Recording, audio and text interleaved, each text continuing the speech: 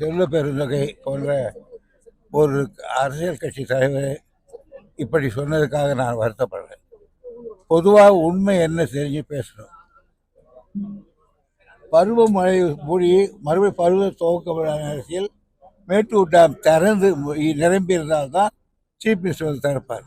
அந்த ஒன்றை தான் நாங்கள் திறப்பாங்க, லோக்கல் நகர்ப்பாங்க. இது மாதிரி சின்ன சின்ன இதெல்லாம் ஆற்று குறுக்கு மேலே கட்டியிருந்தா பண்ண மாட்டாங்க.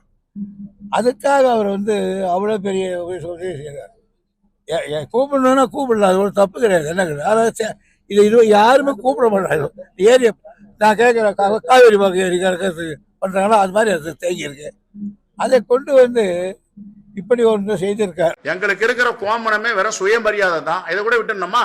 நான் வந்து பத்திரிகையாளரை சந்தித்து எந்த பேட்டியும் குறையோ குற்றமோ சொல்லல.